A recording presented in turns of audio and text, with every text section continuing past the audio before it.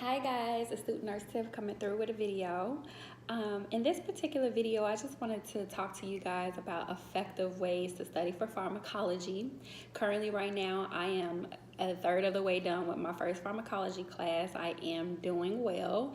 I'm not saying that it's easy, but I've managed to basically put together an effective way to study for pharmacology so that I'm able to pass. So I just wanted to come through and share some of those tips with you guys, and maybe it'll help somebody else along the way. So initially what I do before any class, I look at the professor's lectures that he posts online before class.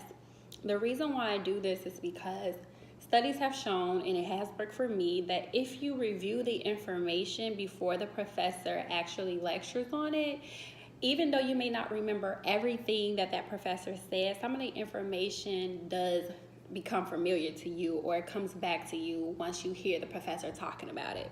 So that's a good idea first, that before you even go into lecture, make sure you have an idea of what it is, the topics that he's going to be discussing or she may be discussing.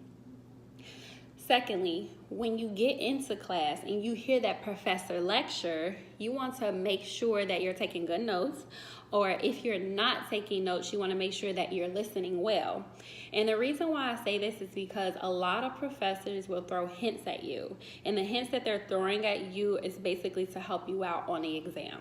So like, for instance, my professor, he may say something like, you need to know this, you need to know this, you need to know this, and he will heavily emphasize that we need to know this. Or he will let us know clear as day, like, this is going to be on your exam, or you're going to see this again. So you want to make sure that you're listening to that professor so that you can get those clues and those hints if something will be on the exam. So after you listen to the professor lecture, it's a good idea also to go back and re-review your notes again. Because like I said, with pharmacology, it's a repetition thing. So the more you see the material, the more you read over the material, the more it's likely to stick with you. So that's just a general rule of thumb. Once you leave class, you want to make sure that you actually go home and re-review those notes again. Okay, another good thing to do is create note cards. Okay, as you know, in pharmacology, it's a wealth of drugs that you need to know, and a good way to get a lot of the information as far as like the classifications, the mechanism of actions, the nursing interventions, is simply just to write a few note cards. So as you can see, I have a couple of here that I have done. And I literally write all the things that I need to know, like the adverse reactions and things like this on the front, and then I'll write simply the drug name on the back. I know you guys probably can't see it, but that's what I do. And like, I take these with me everywhere I go. Like, if I'm on a bus somewhere, I'll take them with me and re-review them and read them. Or, you know, if I have a couple of minutes before my next class, I'll re-review them and I'll read them. And it's a good thing to have, like, for future references.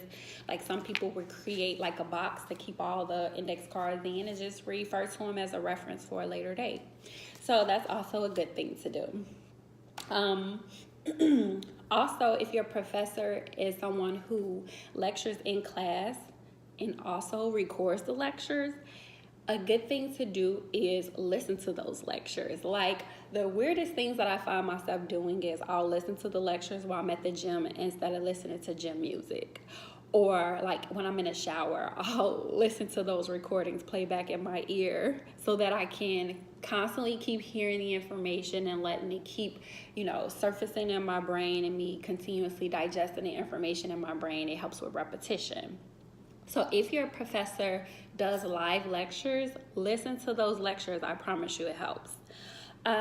Another thing too is when you choose to study, like, I know for me, I had a habit initially at first. I would literally study for like hours. Like, sometimes I'll wake up at 7 a.m. in the morning because I'm an early bird. I would eat breakfast, drink my coffee like I have here now. And I would literally not come up for air, and I would just study for hours. And I would do well, but I would find that I burn out really quickly. Like, I would literally like not have any more energy or not want to look at studying the next day, and that's not a good thing to do. So if I were you, I would try to break it up maybe like two-hour blocks at a time. Take a break, do something for yourself, do something that you like to do. I know I am a homebody, so I could find multiple things to do, curl my hair, play with my dog, just something to break it up for like an hour or so, watch your favorite TV show, and then come back to studying. Typically, you are more refreshed when you do that, and you're not burning out so easily. Another thing that is also helpful when studying for pharmacology is finding study buddies. Like, find the people in your class who are also doing well. And this is not to downplay the other students who may not be doing so well, but in your program, you'll find certain people have certain strengths and others have weaknesses. Like, it could be multiple students that's in your class that has a strong science background. And it may be others that may have a liberal arts background. Or it may be another person and they have a research background. Whatever their background is, you want to find those people who tend to either work in the field and have a kind of idea of how these drugs work in a practical setting, or you may want to kind of gravitate towards those students who may have a strong science background and is doing well. And the reason why I say that is because you'll find that you'll gravitate towards them and pick up some of those, the way that their thought process is and the way that they are able to study. You'll kind of pick that up by being around them or studying with them, and it'll help you become a better student. And that's not to downplay other students who may not be doing so well, but they also should maybe take that advice too, to just gravitate towards the people who are doing well. We're all here to learn from each other, and we're all here to pass, and everybody should be open and receiving to help each other out. And usually if you would approach one of your classmates, they won't have a problem with helping you out either. So another thing too is make funny mnemonics. Like, whatever you have to do to help you remember stuff, do it. Because I know I do it all the time, and sometimes they don't even make sense. Like, for instance, when I wanted to remember like what the ACE inhibitors were, what I did was I was like, ACE, like, when you have a friend and your friend is like your ace boom coon, like, meaning like they're like your top dog, your buddy. Like in Chicago, you may call them your aces or whatever, your number ones. So what I did was I used that because I knew ACE inhibitors, and then I was like, okay, your aces. And then, like ACE inhibitors all end in Priol, right? So what I did to remember it was, I'm like, okay, if this is your ace boom coon, your number one, your buddy, your BFF, they're going to always keep it real with you. So then I've said ACE inhibitors keep it Priol or keep it real. And that's how I remember the class of drugs for ACE inhibitors. So I do that with a lot of drugs so that I can remember the classifications. Like, I know it's silly, but it helps. It may help you. You may think about that in the back of your head going forward. Like, I don't know, I remember I saw studentnursetiff video and she was like, your aces go keep it Priol. They're going to keep it real with you. So just for future references, make funny mnemonics. They help. Also, meetings with the professor. I'm telling you, the professors love when you are interested and you are engaged in your learning and you want to know what it is that you're doing wrong and how you can improve. I'm telling you, it's the best thing you can do for your nursing career. It's the best thing that you can do as a student. I mean, they're there to help you. You're paying a lot of money to get the best education that you can. And if you're not understanding and grasping something, maybe they can pinpoint out what you're doing wrong. Or they can give you more effective study strategies to help you out, to help you improve. And when they see you diligently trying and diligently working hard, then they work with you. So go see those professors, email those professors, stay on top of those professors, and I promise you it's well worth it. Also, believe it or not, Quizlets help. Like, because it's been students in the past that has done exactly what you're doing. And they know how hard and how difficult it is to remember all of this stuff. So you will find on Quizlets that there are multiple Quizlets that may be on your chapters that you're discussing in school. And those may help you out. Somebody had already sat there and studied for themselves and did the hard work for you. And it's just review for you to just find those Quizlets and re-review that information and use it as a study tool. Now, I'm not saying like 100% take it for face value, because they could have put something down and it could have been an error. So it's your job to make sure that when you're studying that you cross-check what's on their Quizlets with the information that you have and that you're studying with, so that you can make sure that your studying is effective and correct. Okay? The last thing I'm going to talk about here, I'm sorry.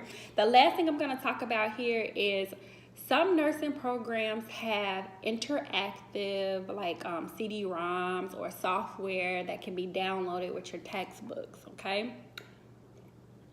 And this is probably a reason why all the textbooks are so expensive. But I'm going to show you what mine look like, okay? So for my pharmacology class, we have this thing called Lippincott, The Point. And you guys may be familiar with Lippincott. Some of your books may be from Lippincott. They have this thing that's an adapted learning center where it cross-references your textbook and it gives you an array of questions that you can answer as far as the chapters are concerned. It shows you what your strengths are, what your weaknesses are, ways that you can improve, and it also gives you information about how you match up against your classmates. Like, so if you are a competitive person, then it will technically show you like where you sit and where you're averaging in the classroom. So it won't have anybody's name, but it'll have you against the class as a whole. So I'm just going to show you what it looks like. I hope you guys can see because the glare from the light is like really bad. So I'm just going to show you guys here as I play around in mine. So I do a lot of these because I find that they are helpful. Like, for instance, these are the assignments that I have completed thus far. I did multiple quizzes on a cardiac system, right? And now I've did a few on the respiratory system. And as you can see, my grades are 100 out of 100.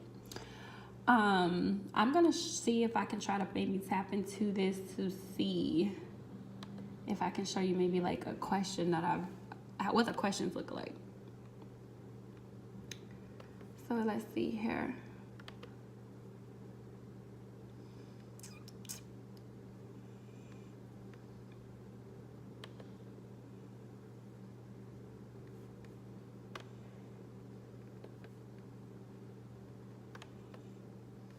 For instance, let's see.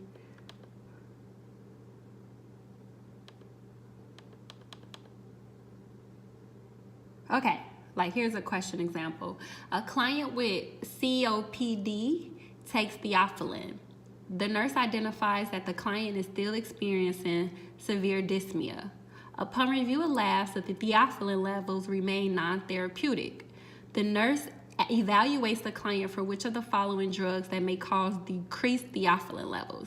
So the answer is nicotine. As you can see, I selected nicotine and the correct response was also nicotine. The explanation can be found in the textbook. It also gives you where to find the answer. So this is an example of multiple questions that you can do as far as review and practice for pharmacology if you have this. And if you don't have it, maybe it's something that you can talk to your professors about adding to the curriculum because it's very good to have. Another resource and tool is the virtual simulations that they have.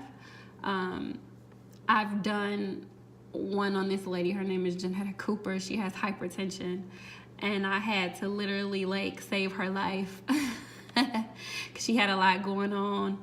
As you can see, my grades here, I got a 94 on the simulation with her.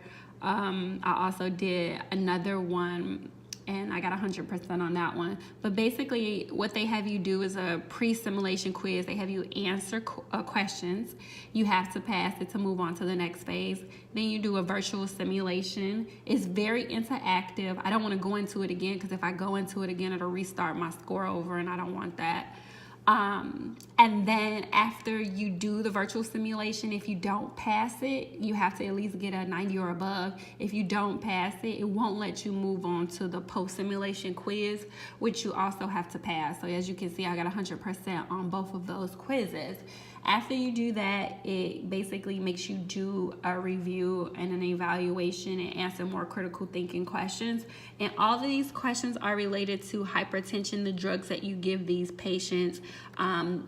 Did you take effective nursing protocol as far as the medication rights, etc.? So this is a good review for pharmacology for any nursing student, no matter who you are. Another thing that I wanted to show you guys is we also have like an ebook, right? So within the ebook is awesome. It can talk to you, it can read to you. Like, let's just say you don't feel like sitting reading through the chapters because it's just boring or you just don't feel like it. You can literally have this textbook read to you and then make notes while it's reading to you. So let's see if I can just show you guys because it's so cool.